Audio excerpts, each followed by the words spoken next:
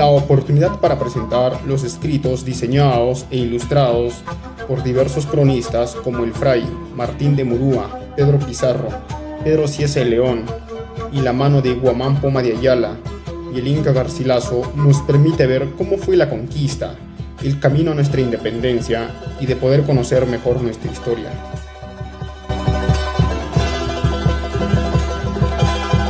Camino a la independencia del Perú.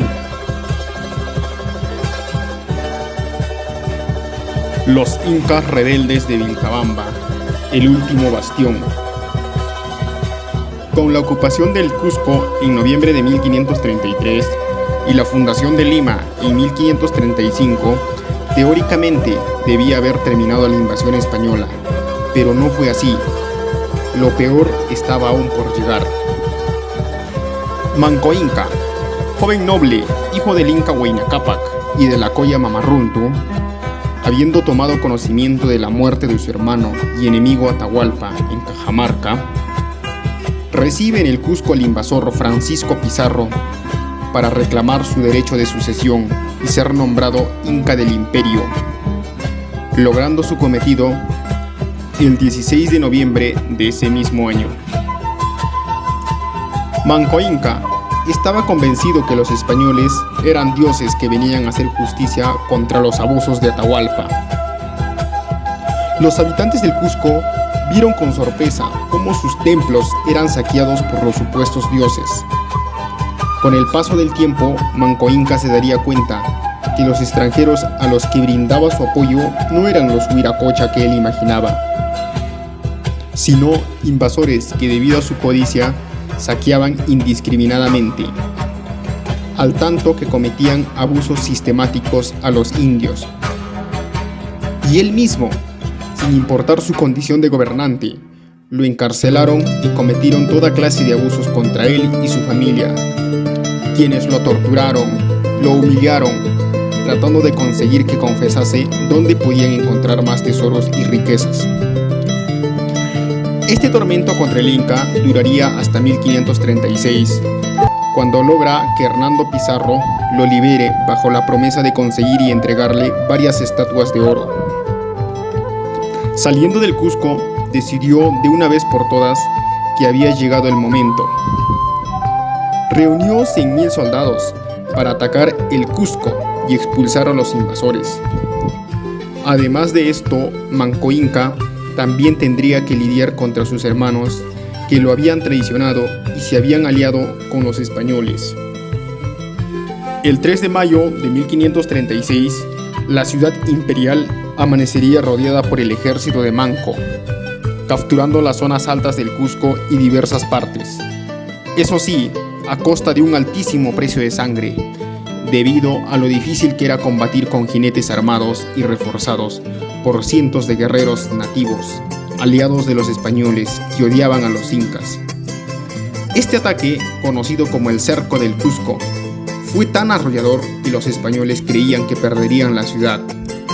El ejército de Manco Inca hacía sonar sus pututos y había logrado capturar la fortaleza de Sacsayhuamán. Cusco ardía en el fragor de la batalla, atacado por 4 lados. Muchos permanecieron luchando hasta el final en los torreones de Sacsayhuamán. Tal es el caso del Inca Cahuide. Este valiente guerrero resistió a los españoles en el torreón de Muyuxmarca, con la fiereza de un puma y la valentía de un auténtico inca. El cronista Pedro Pizarro escribió sobre él: tenía un orejón por capitán tan valeroso, que cierto se podría escribir de él lo que de algunos romanos. Andaba pues este orejón como un león de una parte a otro, estrobando a los españoles que querían subir con escalas y matando a los indios que se les rendían. Y mandó Hernando Pizarro a los españoles que subían que no matasen a este indio, sino que lo tomasen a vida. Visto este orejón que se lo habían ganado y le habían tomado por 2 o 3 partes el fuerte, arrojando las armas, se tapó la cabeza y el rostro con la manta y se arrojó. Sacsayhuamán fue recapturada por los invasores el 16 de mayo de 1536 y posteriormente destruida por estos, quedando solo en la actualidad las rocas que no pudieron ser movidas. Preocupada por la suerte del Cusco, Francisco Pizarro decidió enviar desde Lima tropas de apoyo a la sierra. Fue así que salieron 4 expediciones para romper desde afuera el cerco del Cusco. Manco Inca también había coordinado un ataque a Lima, al mando de su capitán, Inca Kisu Yupanqui. Las huestes españolas enviadas desde Lima se encontrarían con las fuerzas del general Kisu Yupanqui, siendo aniquiladas por los guerreros incas en Huaytará, Parcos y Jauja. Kisu Yupanqui había reunido cerca de 40.000 soldados para el asedio. Entonces decidió atacar Lima por 3 flancos. Los huancas, angaraes y aulios entrarán por el camino hacia el sur. Los tarmas, atavilos y huaylas por el camino del norte. Kisu Yupanqui entrará por el medio, cruzando el río Rímac. El cerco de Lima era una realidad. Se inició el 5 de septiembre de 1536 y duró 6 meses. Al 6º mes del asedio, los guerreros incas, al compás de sus pututos y tambores, iniciaron el asalto de la ciudad de Lima al grito de ¡A la mar, barbudos! ¡A la mar, barbudos! Pero infortunadamente el encuentro con la caballería resultó trágico, cayendo por lanza de Pedro Martín de Sicilia. A falta de un claro líder de reemplazo para Kisu Yupanqui, el ataque terminó desarticulándose y los ejércitos de Manco Inca tuvieron que retirarse, luego de sufrir importantes bajas. Kisu Yupanqui fue evacuado a Chinchaycocha, en el actual Junín, donde morirá por consecuencia de sus heridas. Tras el fracaso del cerco de Lima, Francisco Pizarro lograría enviar una expedición con éxito al Cusco para auxiliar a los invasores que aún luchaban contra el ejército de Manco Inca, dando final al cerco del Cusco. Así, Manco Inca perdería la ciudad imperial, teniendo que retirarse su cuartel general, la fortaleza de Ollantaytambo, desde donde continuaría su hostigamiento y asedio a los invasores. Pero esta vez con armadura, caballos y armas hispanas que habían logrado quitar a los invasores. Para enero de 1537, Hernando Pizarro intentaría un ataque sorpresivo a Ollantaytambo. Notificado por sus espías, Manco esperaría a los españoles en esta ciudad impenetrable. Ahí, Manco Inca también sería visto por primera vez, dirigir a sus tropas, montado a caballo, con lanza en mano. Las huestes españolas poco pudieron hacer frente a la fortificada ciudad y se regresarían al Cusco. Manco Inca entendió que la guerra desde Ollantaytambo era insostenible. En junio de 1537 se retiró a la estratégica región de Vilcabamba. Desde allí, Manco continuó la resistencia hasta 1544. En 1545, Manco Inca había refugiado a un grupo de almagristas, por lo que un día lo traicionaron. Su hijo, Titu Cusi Yupanqui, quien fue más tarde cronista, narró la muerte de su padre. Ese sería el final del increíble Manco Cápac II o Manco Inca Yupanqui. Manco fue el Inca cuyo linaje real, unido a su valor y tenacidad, inspiró gran respeto entre los españoles. Sayri Túpac, hijo de Manco Inca y de la Colla Ora Oglio. Luego de la muerte de su padre, asumió el poder y control de Vilcabamba. Sayri Túpac fue el más pacífico. Durante su gobierno parecía que había acabado los enfrentamientos entre las dos fuerzas. Por invitación del virrey, decidió viajar a Lima para buscar la paz.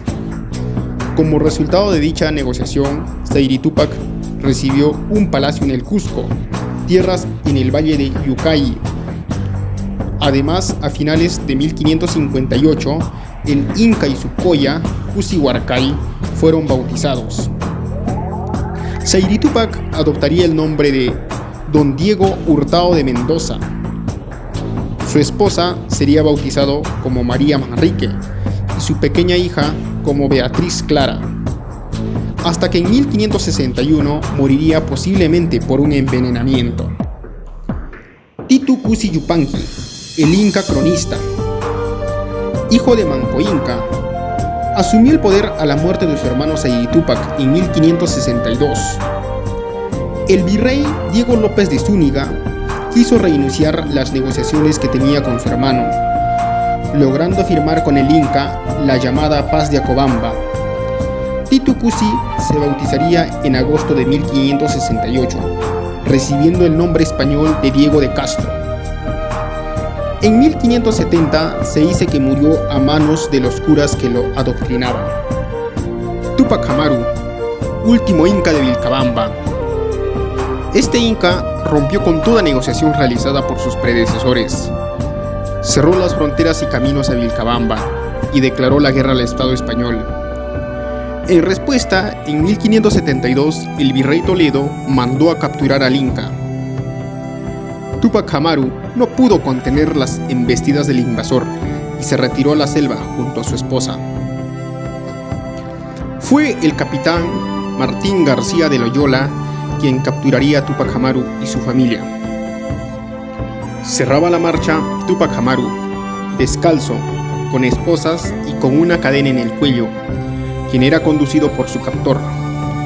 Otro capitán llevaba por delante a Punchao, una estatuilla del sol de oro fino. El 24 de septiembre de 1572, el inca fue decapitado a la edad de 28 años. Una pica exhibiría la cabeza de Túpac Amaru allí en el lugar de su muerte. Caída la noche de aquel fatídico día, muchos indios se acercarían a la cabeza de su soberano para adorarlo. Con su muerte se terminaría 40 años de resistencia bélica ejercida por los descendientes del linaje inca, pero nacería el mito de Incarri. Sucesivamente siguieron el camino libertario Juan Santos Atahualpa, Tomás Catari y sus hermanos. Las cadenas de la conquista parecían nublar toda esperanza de libertad, mientras que el pueblo inca sufría. José Gabriel Condorcanqui, Túpac Amaru II. El cuerpo y la cabeza se unirán bajo la tierra, y cuando este momento llegue, el inca resucitará, también sus dioses.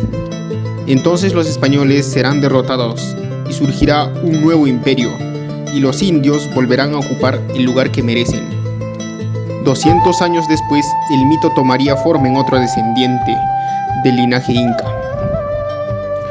Una de las hijas de Túpac Amaru fue Juana Pilcohuaco, que al crecer conoció a don Diego Felipe Condorcanqui, cacique de Surimana, con quien se casó y tuvieron 5 hijos. Por lo tanto, José Gabriel Condorcanqui Noguera fue cuadrinieto de Túpac Amaru I. En 1758 contrae nupcias con Micaela Bastidas Puyocawa, con quien llegaría a tener 3 hijos, Hipólito, Mariano y Fernando. Con la muerte de su padre heredaría el cargo de cacique de Tungazuca, Surimana y Pampamarca, ostentando además el título de marqués de Oropesa. Túpac Amaru, siendo mediador entre corregidor y los indígenas, tomó conocimiento del abuso al que estaba siendo sometido el pueblo indígena, además del reparto mercantil, que no era más que la compra obligada de bienes comerciales a sobreprecio, totalmente inútiles para la población indígena. La mita consistía en la leva obligada de indios para el trabajo de las minas.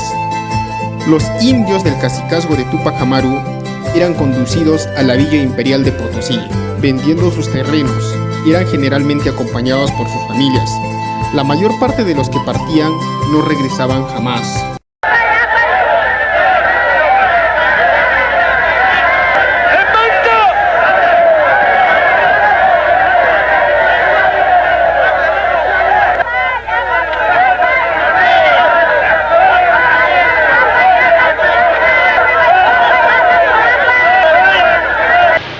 Hay que elevarlo.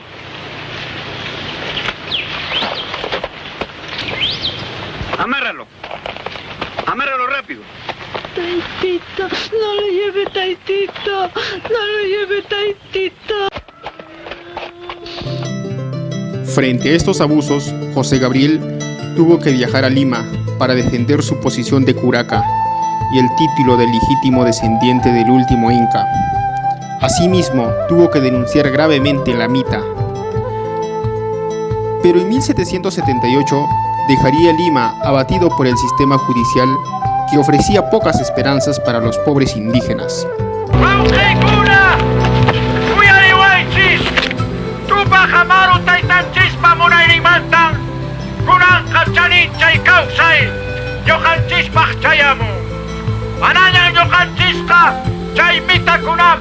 Encomienda kunapi, wakcha yaspa, muchuy pipuri de sunchiñachu. Causa yutupa jabaro. Guanyuchu Arriaga. En la tarde del sábado 4 de noviembre, en el histórico pueblo de Yanaoca, lugar donde estalló la Revolución Emancipadora de América, llevándose a cabo la captura del dañino corregidor coronel Antonio Arriaga y su posterior ejecución en la plaza de Tungazuca, cuartel general del Ejército Revolucionario de Túpac Amaru. Por ello, se llama esta altiva provincia de Canas, cuna de la emancipación americana, y no otro lugar ni otra provincia. El 4 de abril por la noche, las fuerzas de Túpac Amaru quisieron tomar por sorpresa a sus enemigos, pero el plan fracasaría. Dada esta situación, Túpac Amaru había huido hasta Langui. Ahí fue emboscado y entregado al mariscal José del Valle, en complicidad con el cura de Langui, Antonio Martínez. Ante la presión del corregidor Arreche, Túpac Amaru se mantuvo inconfeso, expresando aquella fulminante y memorable frase: los únicos cómplices aquí somos tú y yo. Tú por opresor, yo por libertador. Ambos merecemos la muerte. Aquel trágico día viernes 18 de mayo de 1781 se ejecutó la sentencia más cruel, el genocidio más horroroso de la tierra, en la plaza de armas del Cusco, contra el caneño, el inca libertador, José Gabriel Túpac Amaru, líder máximo de la revolución emancipadora del Perú y América, contra la libertadora Micaela Bastidas Puyokawa, contra sus hijos, familiares y lugartenientes, por haber emprendido la revolución emancipadora contra la dominación española por más de 3 siglos de oprobio y explotación inhumana. Salieron de la cárcel a las 10 de la mañana, encadenados 9 patriotas tupacamaristas: José Verdejo, Andrés Castelo, Antonio Oblitas, Antonio Bastidas. Se les castigó cruelmente y se les ahorcó. Micaela Bastidas y Tomás Atito Contemaita, cuando subieron al patíbulo, en voz alta gritaron: «Cobardes, asesinos, nos matarán. Rayos, truenos y relámpagos pasarán, pero la libertad llegará». Entonces, inmediatamente se les amordazó la boca. A Tomás Atito Contemaita se le cortó la lengua y se le dio la pena del garrote. A Micaela Bastidas se le asesinó a patadas en el vientre. El último en ser ajusticiado fue el cana libertador, José Gabriel Túpac Amaru Noguera. A toda fuerza salvaje se le cortó la lengua y se le arrojó al suelo. Arreche, con odio implacable, ordenó a los verdugos que fuera amarrado de las extremidades con lazo a la cincha de 4 caballos con jinetes, y luego del látigo partieron a los 4 puntos del Tahuantinsuyo. Los caballos no consiguieron arrancar las extremidades del inca rebelde, más fuerte que los Andes. En ese momento, el hijo menor, Fernandito, de 10 años, lanzó con fuerza un grito desgarrador, agobiado de tanta crueldad, cuya protesta quedó grabada en la historia colonial peruana y americana como vergüenza para España. Finalmente, el inhumano corregidor Arreche ordenó que se le decapitara y bárbaramente se le descuartizó sus miembros. Y la sangre andina, color rojo oscuro, corría cual río caudaloso, como el precio sagrado de la libertad y la independencia del Perú y de los pueblos oprimidos de América.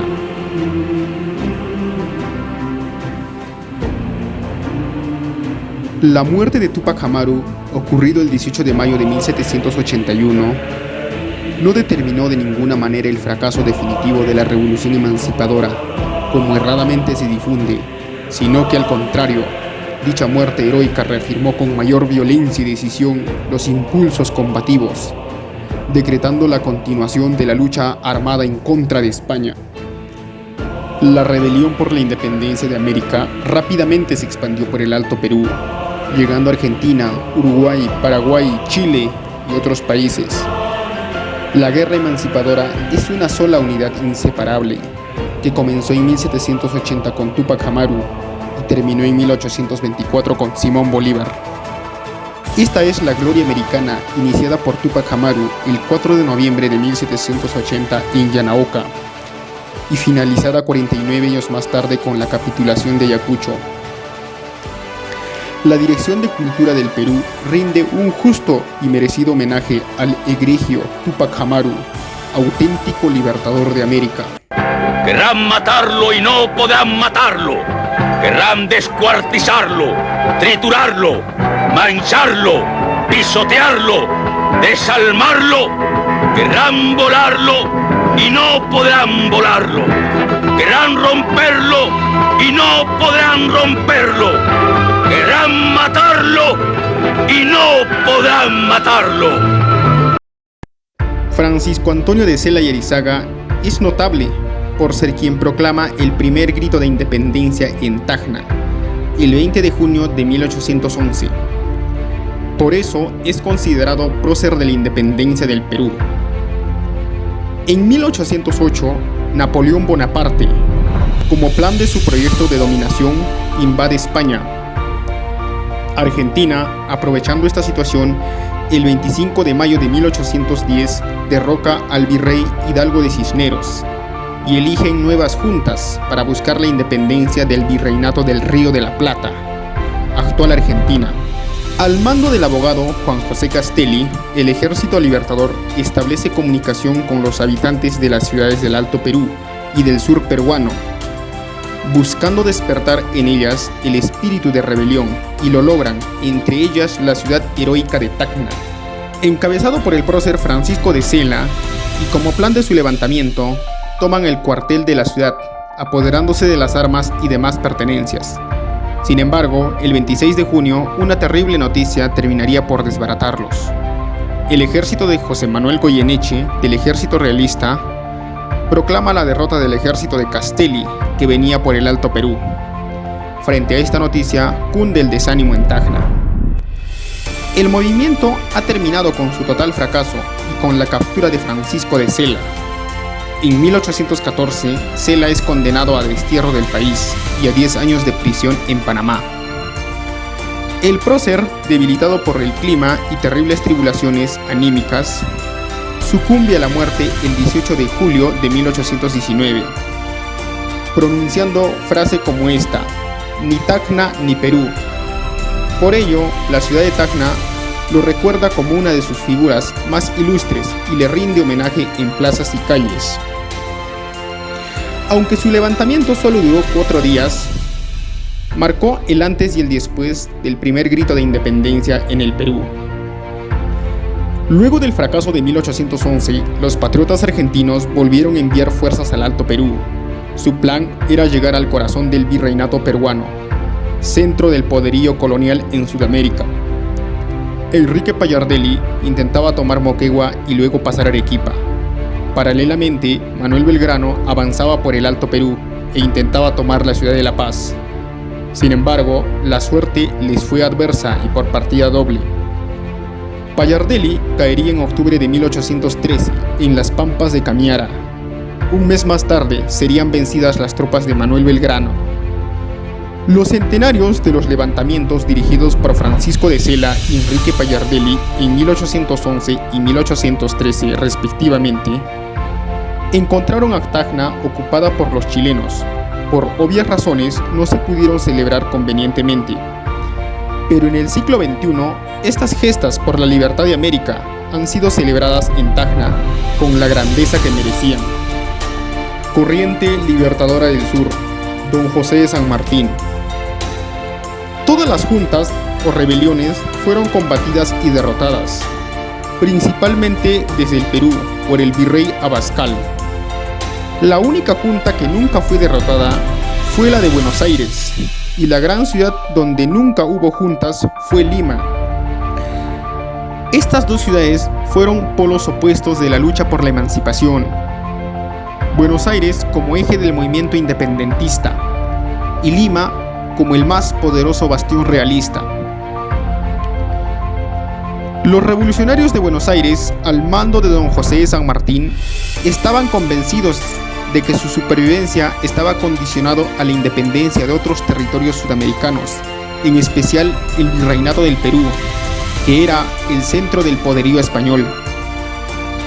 Durante la primera etapa del proceso, los primeros revolucionarios del Río de la Plata, como Juan José Castelli, Enrique Pallardelli y Manuel Belgrano, habían tratado de llegar a Lima cruzando el Alto Perú, es decir, Bolivia. Pero todas las expediciones fracasaron. Es aquí que aparece la figura de don José de San Martín. De su cabeza nació la brillante idea de atacar Lima, pero no por el Alto Perú, como lo habían estado haciendo durante 6 años. No, ese no era el camino.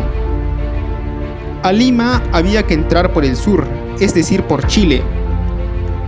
San Martín parte al Perú desembarcando en Paracas en septiembre de 1820. Es ahí en Paracas donde surge el mito de supuestamente San Martín tuvo un sueño con parihuanas y en base a ese sueño ideó la primera bandera del Perú. A fines de septiembre de 1820 se producen las primeras reuniones entre los realistas y los patriotas, lo que se conoce como las conferencias de Miraflores, teniendo resultados negativos. Obteniendo la respuesta del virrey, San Martín desestabiliza al bando realista, ordenando crear un cerco a Lima para bloquear todo tipo de abastecimiento. El puerto del Callao lo bloquea Thomas Cochrane con sus 20 naves, mientras que el sur, el norte y el centro lo hacen el ejército patriota. Es una estrategia militar para expulsarlos de la capital. El régimen realista se venía abajo. En enero de 1821, un grupo de realistas depone al virrey Joaquín de la Pezuela y coloca en su lugar al virrey José de la Serna. A esto se conoce como el motín de Asnapuquio.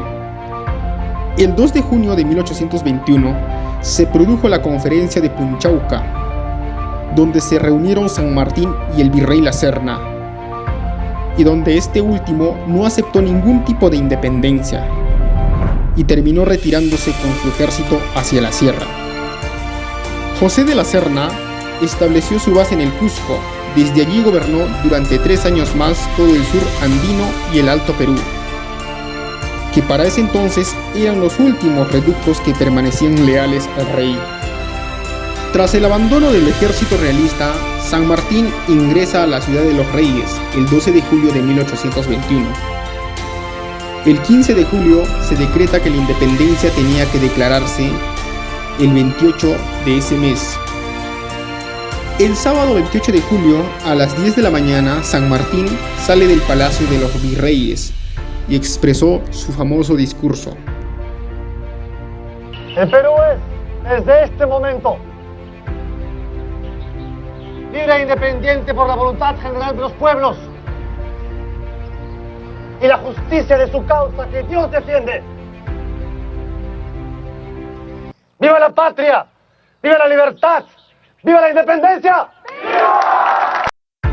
Corriente Libertadora del Norte. Pero la victoria de la independencia no acabaría aquel sábado 28 de julio, sino que las tropas del virrey José de la Serna, instalado en el Cusco, tomarían fuerza, haciendo su ingreso a la capital el 19 de junio de 1823, llegando a creerse que los españoles retomarían el poder. Para poder acabar con cualquier tipo de reconquista, se llevaron a cabo 2 batallas. El 6 de agosto de 1824 se dio la batalla de Junín, saliendo victorioso el ejército patriota. Y el 9 de diciembre de de ese mismo año se llevó la última batalla que acabaría con el ejército realista en el Perú. Esto se desarrolló en la Pampa de la Quinoa, Ayacucho. A la 1 de la tarde de ese día, la victoria es declarada. Sin embargo, esta fue concretada gracias a muchos peruanos que buscaban desde siglos la libertad del terrible yugo español que los oprimió durante 300 años. 200 años después de aquel esfuerzo, aún nos queda pendiente librarnos de aquellos poderosos enemigos que hoy nos oprimen, como la ignorancia y la corrupción.